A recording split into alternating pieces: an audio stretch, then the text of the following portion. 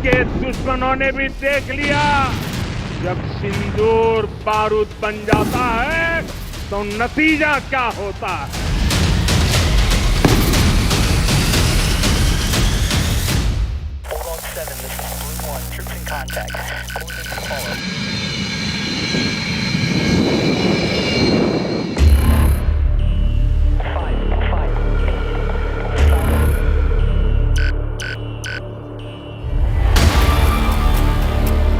आधी रात के बाद 2:30 बजे 10 मई 2025 इस्लामाबाद में पाकिस्तान के प्रधानमंत्री शहबाज शरीफ के घर की खामोशी को एक फोन कॉल तोड़ देती है। लाइन पर हैं पाकिस्तान के आर्मी चीफ आसिम मुनीर।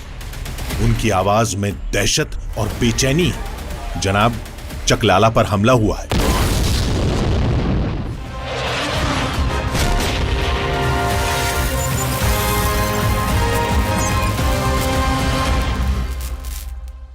नौ और 10 की दरमियानी रात में तकरीबन 2:30 बजे सिपा सलार जनरल सैयद आसिम मुनीर ने मुझे सिक्योर फ़ोन पे मुझे बताया कि वज़ीर-ए-आज़म साहब, हिंदुस्तान ने अपने बैलिस्टिक मिसाइल अभी लॉन्च किए हैं।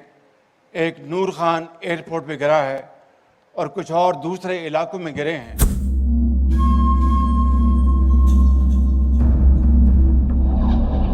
नूर खान एयरबेस पाकिस्तान का सबसे अहम एयरबेस चल रहा था।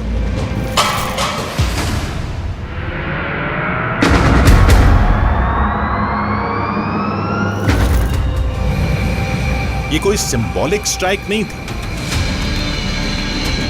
ये सटीक हमला था और बेहद घातक था। भारत ने वो कर दिखाया जो पहले कभी सोचा भी नहीं गया था। It was building up. ये सब कुछ 22 अप्रैल को पहलगाम में हुए हमले के बाद धीरे धीरे इसका माहौल बनता गया था। मुझे लगता है कि बाकी सबकी तरह मुझे भी यकीन था कि भारत की तरफ से ये जवाब जरूर आएगा। But the symbolic nature. नूर खान और फिर सरगोदा पर हमला प्रतीकात्मक रूप से बहुत अहम था। बाकी ठिकाने तो सामान्य ऑपरेशनल बेस थे, लेकिन ये 2 ठिकाने रणनीतिक तौर पर रावलपिंडी के पास होने की वजह से बहुत मायने रखते हैं। In terms of proximity to Rawalpindi, that the bases have been struck with such precision and इन ठिकानों को इतनी सटीकता और बड़े स्तर पर पूरे पाकिस्तान में अलग अलग जगहों पर और रणनीतिक रूप में अहम ठिकानों को निशाना बनाकर मारा गया, जो एक गेम चेंजर था। that is what was game changing. Noor Khan airbase Pakistan के वीआईपी ट्रांसपोर्ट प्लेन, खुफिया एसेट्स और स्पेशल एयर यूनिट्स का ठिकाना।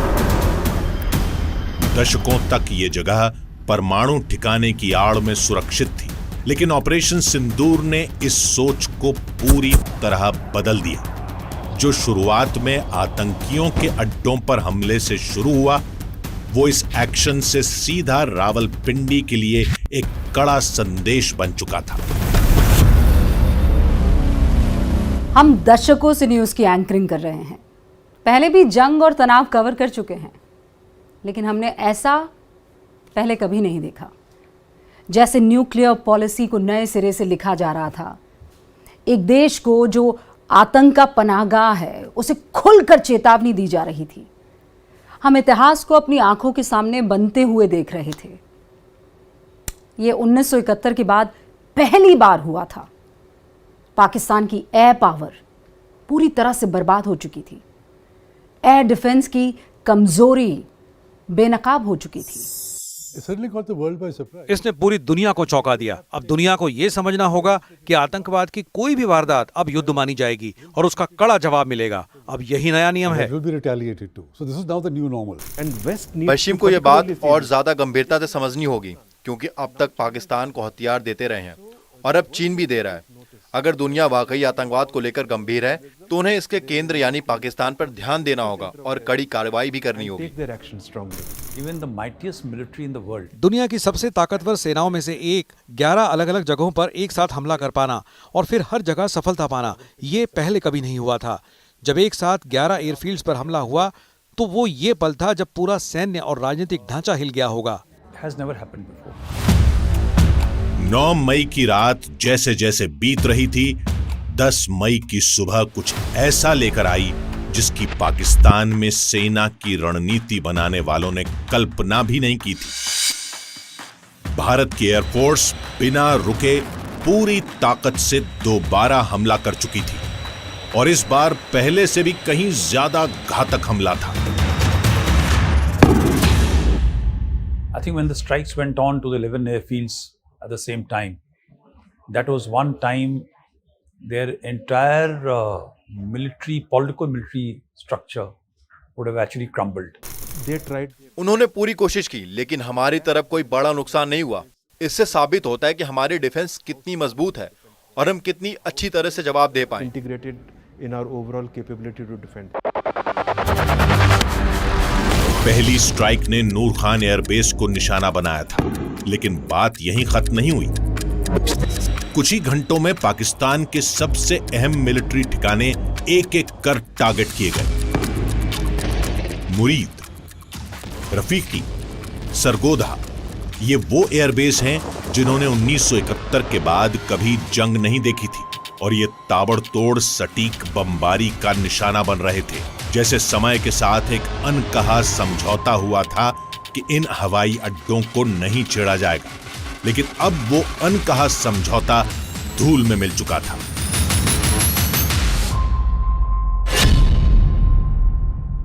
We have targeted the length and breadth of the adversary.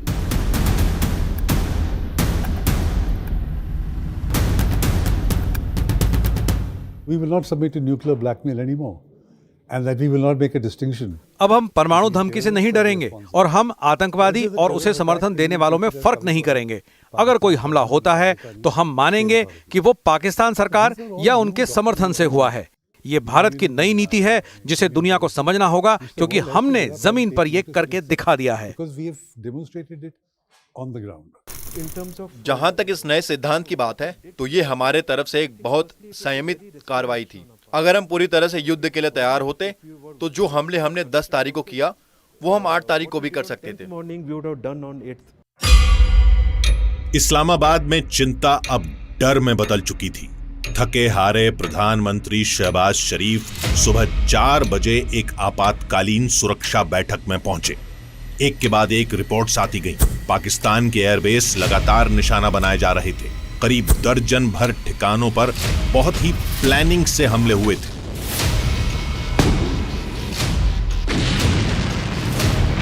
ये 1971 के बाद पहली बार हुआ था।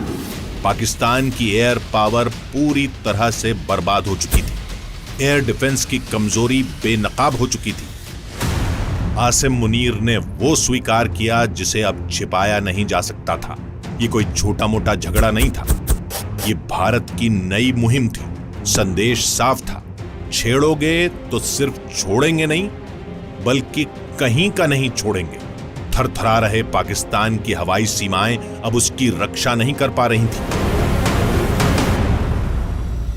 अब इससे इनकार करना मुश्किल था कि भारत ने पाकिस्तान की फौज को जबरदस्त तरीके से चोट पहुंचाई थी और मुनीर की सेना की फजीयत हो चुकी थी। So while they have been trying for 4 years to do something, पिछले 4 सालों में वो कुछ करने की कोशिश कर रहे थे, लेकिन ये एक गलती या हद से ज्यादा बढ़ने की कोशिश। उनके लिए ये उल्टा पड़ गया और जब बात उल्टी पड़ी तो वो सीधे अमेरिका के पास भागे। where have they gone? They went running to Uncle Sam. And though this is as clear as signal, अब ये एकदम साफ संकेत है कि अगर उन्होंने अगली बार ऐसी कोई हरकत की तो नतीजे और भी बुरे होंगे। उन्हें पीछे हटना ही होगा, लेकिन लगता नहीं कि वो ऐसा करेंगे। from the brink. I don't think so they will. 7 मई आधी रात के बाद 1 बजे ऑपरेशन सिंदूर शुरू होता है। भारतीय जेट ने पाकिस्तानी रडार को चकमा दिया और पीओके के साथ साथ पाकिस्तान के अंदर 9 आतंकी अड्डों पर सटीक हमले को अंजाम दिया।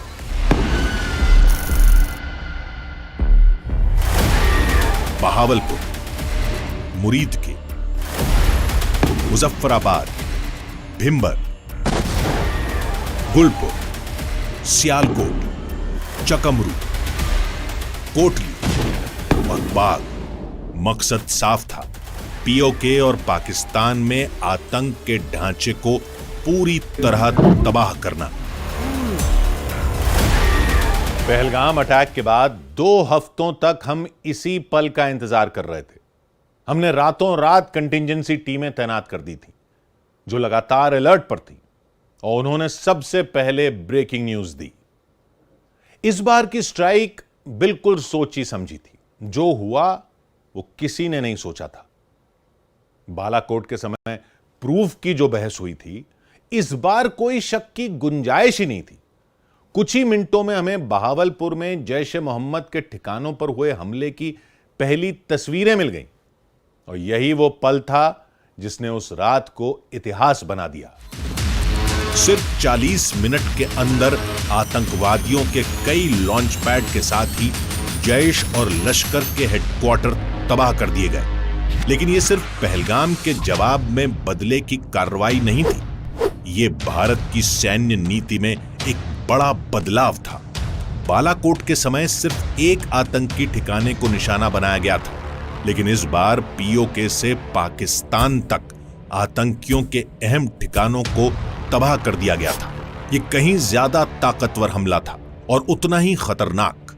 100 से ज्यादा आतंकियों का खात्मा किया गया, जिसमें जैश, लश्कर और हिजबुल मुजाहिदीन के टॉप कमांडर शामिल थे।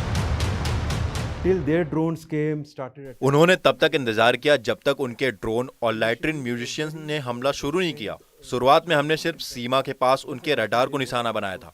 फिर दूसरी रात को और हमले हुए, कुछ और एयर डिफेंस रडार टारगेट किए गए, और फिर जब बाकी एयरफील्ड पर हमला हुआ तब जाकर असली जवाब दिया गया। ये दिखाता है कि हमने कितना संयम बरता। लोग ये नहीं समझते कि इतनी बड़ी कार्रवाई में तनाव को काबू में रखना कितना मुश्किल होता है। जो कंट्रोल हमारे नेताओं और सेना ने दिखाया वो वाकई हैरान करने वाला है, और मैंने खुद वॉर गेम में इसे कई बार देखा है। भारत की रणनीतिक और सैन्य ताकत अब दुनिया के सामने खुलकर सामने आ चुकी थी। ऑपरेशन सिंदूर को एक नया रूप मिला जब प्रेस कॉन्फ्रेंस में 3 नाम सामने आए। Colonel Sophia Qureshi, wing commander Vyomika Singh और विदेश सचिव विक्रम मिस्री। भारत ने दुनिया को बताया कि पाकिस्तान में आतंक दिल पर वार किया है। सबूत दुनिया के सामने।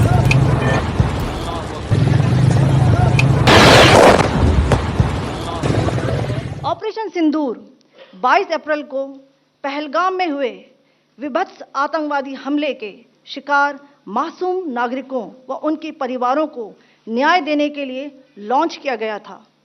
इस कार्रवाई में 9 टेररिस्ट कैंप्स को टारगेट किया गया और पूरी तरह से इसे बर्बाद किया गया। 22 अप्रैल 2025, पहलगाम, जो अपनी खूबसूरती के लिए जाना जाता है,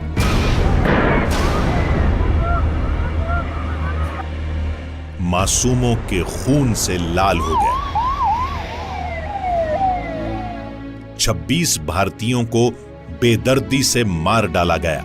उन्हें सिर्फ भारतीय होने के लिए नहीं, बल्कि उनके धर्म के लिए निशाना बनाया गया। यह हमला नहीं था, यह नफरत का एक पैगाम था, और दिल्ली ने वो नफरती पैगाम सुन लिया था। हम जो दिल्ली में सत्ता के गलियारों में खबरों पर नजर रखते हैं, हमें तुरंत समझ में आ गया कि यह हमला अलग हटकर है। यह हमला उस वक्त हुआ जब अमेरिकी उपराष्ट्रपति जे.डी. वेंस भारत के दौरे पर थे। इससे पहले भी कई बार अमेरिकी डेलीगेशन जब भारत के दौरे पर थे तब आतंकी वारदात हुई है, लेकिन इस बार जो पूरा का पूरा वाकया था वह अलग दिख रहा था। हमें पता था कि मौजूदा सरकार ऐसे संकटों पर कैसे रिएक्ट करती है, और हमें यह भी यकीन था कि पीएम मोदी रियाद से लौटने की प्लानिंग शुरू कर चुके होंगे। प्रधानमंत्री नरेंद्र मोदी कुछ ही घंटों में सऊदी अरब से भारत लौट आए। सुबह तक साउथ ब्लॉक में कैबिनेट कमेटी ऑन सिक्योरिटी यानी सीसीएस की बैठक शुरू हो चुकी थी। जो फैसले आमतौर पर बंद कमरों में फुसफुसाकर लिए जाते हैं वो खुलकर सामने थे। गृह मंत्री अमित शाह को पहले वाले दिन ही श्रीनगर और पहलगाम भेज दिया गया। भारत सिर्फ शोक नहीं मना रहा था, भारत एक्शन में था। 7 मई को जो कार्रवाई हुई उसने इस्लामाबाद को हिलाकर रख दिया। एलओसी पर कुछ ही घंटों में भारी हलचल शुरू हो गई थी।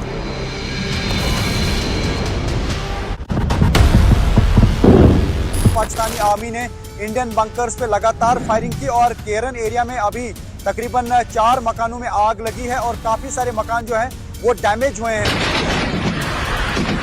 कहा था केंद्र सरकार ने सुरक्षा तंत्र को मजबूत करेंगे और जिस तरीके से उन्होंने पहलगाम में मारा है उसी तरीके से वहां जाके मारेंगे और आज वही हुआ है। भारी तादाद में नुकसान जो है वो पाकिस्तान का हुआ है। भारत की ओर से स्ट्राइक हुई है, हमें ऐसे धमाकों की आवाज हमें लगातार सुनने को मिली है। देखिए ये अगर आप पहाड़ी देख सकते हैं, ठीक इसके पीछे लाइन ऑफ कंट्रोल का इलाका और वहां से लगातार पाकिस्तान की नापाक हरकतें जारी हैं। 8 मई की शाम पाकिस्तान ने जवाबी कार्रवाई में ड्रोन और मिसाइल अटैक की कोशिश की। निशाने पर थे भारत के 14 सैन्य ठिकाने, लेकिन हर एक हमले को भारतीय डिफेंस सिस्टम ने नाकाम कर दिया। इंटीग्रेटेड डिफेंस ग्रिड और S-400 सिस्टम ने बेहद सटीक काउंटर अटैक से पाकिस्तान के हर हमले को हवा में ही नेस्त नाबूद कर दिया। तीनों सेनाओं के प्रमुख एक स्पेशल कंट्रोल रूम से इस पूरे डिफेंस ऑपरेशन को लीड कर रहे थे। अब ये भारत का अपना आयरन डोम बन चुका है। ऑपरेशन सिंदूर के कुछ मिनट बाद ही हम सब वॉर जोन से रिपोर्टिंग करने के लिए दिमागी तौर पर तैयार थे, लेकिन जो हमने देखा वो हमारे रिपोर्टिंग के करियर में यहां पहले कभी नहीं हुआ था। जब बॉर्डर और लाइन ऑफ कंट्रोल पर हलचल तेज हो रही थी, दिल्ली में डिप्लोमैटिक हलचल बहुत तेजी से चल रही थी। विदेश मंत्री डॉक्टर एस जयशंकर ने सऊदी अरब और ईरान के विदेश मंत्रियों से मुलाकात की। संदेश सीधा था, भारत जवाब दे चुका है। अगर पाकिस्तान आगे बढ़ा तो हम एक्शन से हिचकेंगे नहीं। भारत का पश्चिमी देशों को मैसेज हमेशा से साफ रहा है, अपने बचाव का हक भारत कभी नहीं छोड़ेगा। India gave a firm, resolute and measured response by destroying the relevant terror centers and launch pads. India's right to defend its people against acts of terror has also been recognized by countries across the world. इसके ठीक उलट पाकिस्तान की diplomacy पूरी तरह से नाकाम रही। उनके मंत्रियों ने वेस्टर्न मीडिया में जाकर और ज्यादा शर्मिंदगी झेली। सबको पता है कि पाकिस्तान की सियासत अब उनके हाथ में नहीं रही, लेकिन उनके नेताओं ने जो फजीहत करवाई वो अभूतपूर्व थी। कुछ बयान तो ऐसे हैं जिन्हें सुनकर होश उड़ जाए। You do admit, sir, that Pakistan has had a long history of backing and supporting and training and funding these terrorist organizations. Well, we have been doing this dirty work for the United States for about 3 decades, and West, including Britain. As far as what the defense minister said, I don't think that it's a secret that Pakistan has a past as far as extremist groups are concerned. Let's start with this very specific allegation of 5 fighter jets shot down. Where's the evidence for that, sir?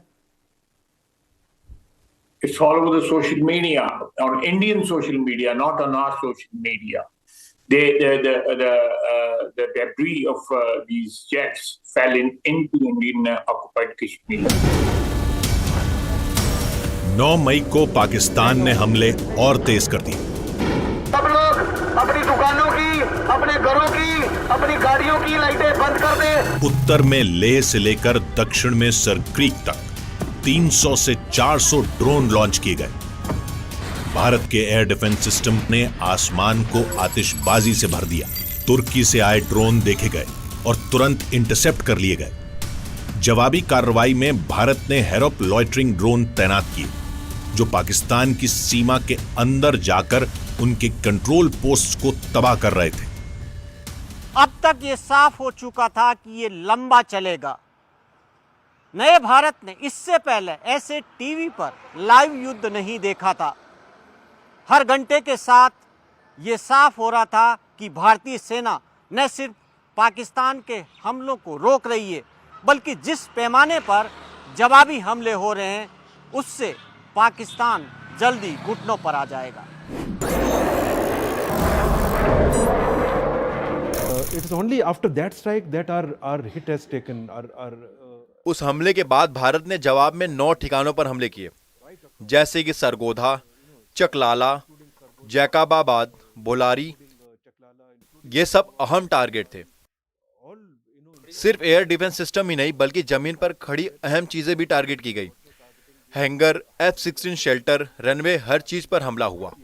Targeting their F-16 shelters, targeting their launch capability in terms of runways. 10 मई सुबह 3 बजे अब कोई रुकावट नहीं बची थी। Indian air force के fighter jets ने पाकिस्तान के और भी एयरबेस मुरीद, रफीकी और सरगोधा पर हमला कर दिया। रावलपिंडी अब पूरी तरह तबाह हो चुका था। दशकों में पहली बार पाकिस्तान के अहम एयरबेस ऐसे खतरे को देख रहे थे। पाकिस्तानी फौज में डर फैल गया। धमाका देखिए कितना जबरदस्त हुआ है। आप उसके साइज और स्केल से बता सकते हैं कि ये धमाका किसी बड़े हथियार का इस्तेमाल करने से हुआ है। श्री साहब जो विदेश सचिव हैं, उन्होंने प्रेस कॉन्फ्रेंस की और सेना की तरफ से कर्नल सोफिया कुरैशी और एयरफोर्स की तरफ से विंग कमांडर व्योमिका सिंह ने बताया किस तरह से ऑपरेशन सिंदूर को अंजाम दिया गया।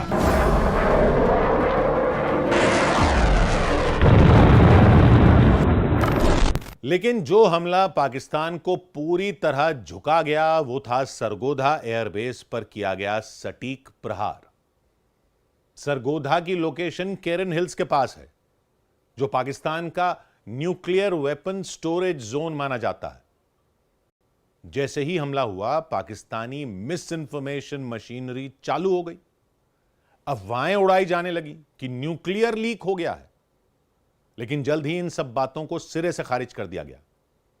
फिर भी यह ऑपरेशन का टर्निंग पॉइंट था, जिसने पाकिस्तान के मजबूत बताए जाने वाले रेजिस्टेंस को पूरी तरह तोड़ दिया।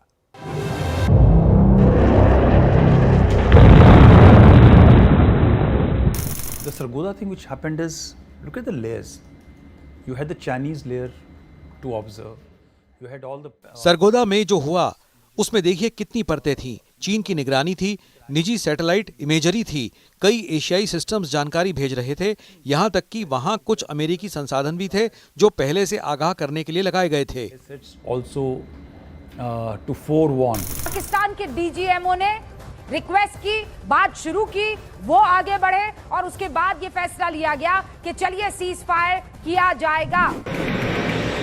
जब भारत ने पाकिस्तान के 11 एयरबेस को बर्बाद कर दिया तो रावलपिंडी में बैठा वो शख्स जिसे पाकिस्तान की सुरक्षा का जिम्मा मिला था, एक बंकर में छिपा हुआ था। उसके करीबी अफसर उसे बता रहे थे कि उसकी फौज कितनी शर्मिंदगी झेल रही है। कई सैनिक मारे जा चुके थे, एयर डिफेंस सिस्टम बर्बाद हो चुका था, फौज का हौसला मिट्टी में मिल चुका था। आखिरकार उसने झिझकते हुए सफेद झंडा लहराया।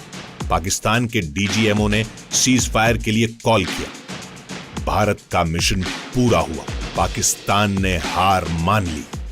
हमारी कवरेज का ये सबसे बड़ा पल था। हमारे सिक्योरिटी एडिटर मनोज गुप्ता इस ऑपरेशन की कवरेज को देख रहे थे और वही सबसे पहले ये जानकारी लेकर आए कि पाकिस्तान ने भारत की हॉटलाइन पर कॉल करके सीज फायर की मांग की है।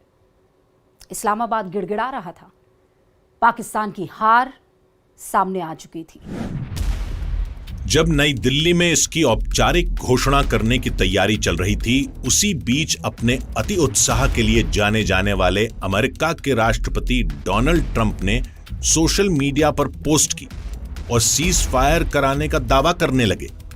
लेकिन भारत ने तुरंत साफ कर दिया कि कोई तीसरी पार्टी मध्यस्थ नहीं थी। पाकिस्तान ने सीज फायर की मांग की और कहा कि हम फायर नहीं करेंगे, तो भारत ने भी कहा कि अगर उधर से हमला नहीं होगा तो इधर से भी नहीं होगा। Military operations of Pakistan called the Director General of Military Operations of India at 15:35 hours earlier this afternoon. Pakistan की मिलिट्री ऑपरेशंस के डायरेक्टर जनरल ने भारत के डीजीएमओ को दोपहर 3:35 पर फोन किया और दोनों पक्षों ने जमीन, हवा और समंदर में सभी सैन्य कार्रवाई को शाम 5 बजे से रोकने पर सहमति जता दी। From 1700 hours Indian Standard Time today. Instructions have been given on both sides to give effect to this understanding. The Directors General of Military Operations will talk again on the 12th of May at 1200 hours. Pakistan में अब हकीकत धीरे धीरे सबको समझ आ रही थी। National assembly में हार और अपमान की फुसफुसाहटें शुरू हो गई थी। भारत की तरह वहां कोई एकजुटता नहीं थी, बल्कि कई नेता खुद अपने प्रधानमंत्री का मजाक उड़ा रहे थे। अगर शेरों का लश्कर उसका सरदार गीदड़ हो तो वो नहीं लड़ सकते, वो जंगे हार लेते हैं। वजीर आजम, जब आपका लीडर बुज़दिल हो, वो मोदी का नाम ना ले सके, उसको आप क्या पैगाम दे रहे बॉर्डर पे लड़ने वाले उस जवान को? हमारी कमी है, हम मजबूर हैं, हम गुनाहगार हैं, लेकिन रब्बे काबा हम तेरे हबीब की उम्मती है। खुदा का वास्ता हमसे रहम का भला फरमा। This is largely an air battle, if you can call it that.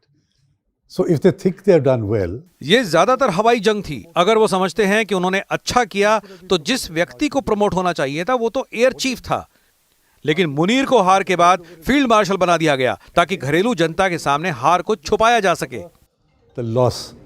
the decisive military loss that Pakistan suffered is to cover up for the domestic audience. Operation Sindoor ने पाकिस्तान की मिस इन्फॉर्मेशन फैक्ट्री को भी पूरी तरह बेनकाब कर दिया। भारत ने सैटेलाइट इमेजेस, बरामद हथियारों और लॉजिकल एविडेंस के जरिए पूरी दुनिया को दिखाया कि सच्चाई क्या है। जनरल मुनीर के साथियों के पास अब बस तुक्के मारने के अलावा कुछ नहीं बचा था। ग्लोबल एक्सपर्ट्स ने इसे साफ तौर पर भारत की जीत कहा। भारत माता की। Operation Sindoor was partly successful in regards of destroying the terror infrastructure, but highly successful. Operation ने पाकिस्तान के बुनियादी ढांचे को तबाह कर दिया और उसे इतनी बुरी तरह कमजोर कर दिया कि वो अब पारंपरिक भारतीय हमलों से खुद को बचा भी नहीं सकता और न ही पलटवार करने की ताकत रखता है।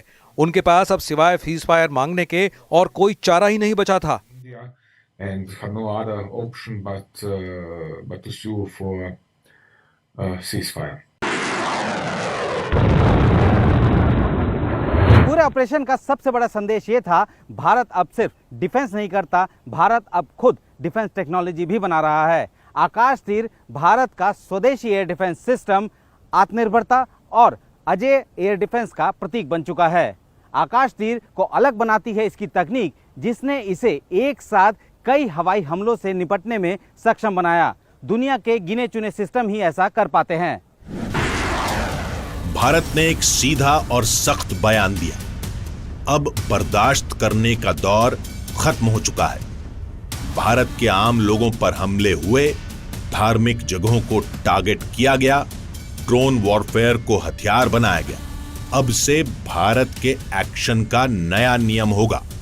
सर्जिकल स्ट्राइक और एयर स्ट्राइक के बाद अब ऑपरेशन सिंदूर आतंक के खिलाफ भारत की नीति है। ऑपरेशन सिंदूर ने आतंक के खिलाफ लड़ाई में एक नई लकीर खींच दी है, एक नया पैमाना, न्यू नॉर्मल तय कर दिया है।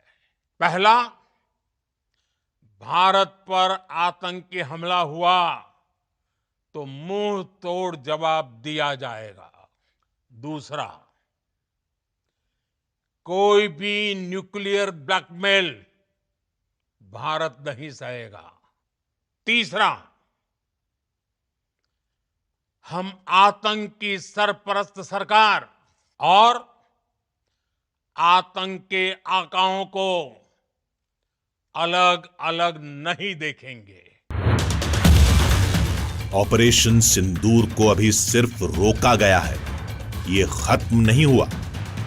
उन 88 घंटों में जो एक्शन हुआ, उसका असर दशकों तक रहेगा। भारत ने पूरा समीकरण बदल दिया है। सटीक हमले, तेज एक्शन, मजबूत कूटनीति। पाकिस्तान का डिनायल प्लान अब बिखर चुका है। अब एक नए चैप्टर की शुरुआत हो चुकी है, जहां आतंक बर्दाश्त नहीं किया जाएगा, करारा जवाब मिलेगा और किसी भी उकसावे की कीमत अब पहले से ज्यादा चुकानी पड़ेगी। आज देश निराशा के अंधकार से निकलकर विश्वास के उजाले में तिरंगा फहरा रहा है। 22 तारीख के हमले के जवाब में हमने 22 मिनट में आतंकियों के 9 सबसे बड़े ठिकाने तबाह कर दिए। दुनिया ने और देश के दुश्मनों ने भी देख लिया, जब सिंदूर बारूद बन जाता है तो नतीजा क्या होता है।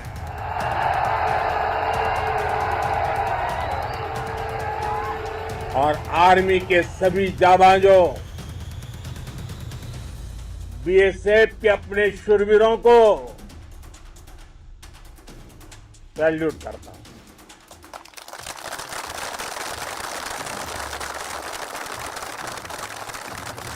आपके पराक्रम की वजह से आज ऑपरेशन सिंदूर की गूंज हर कोने में सुनाई दे रही है।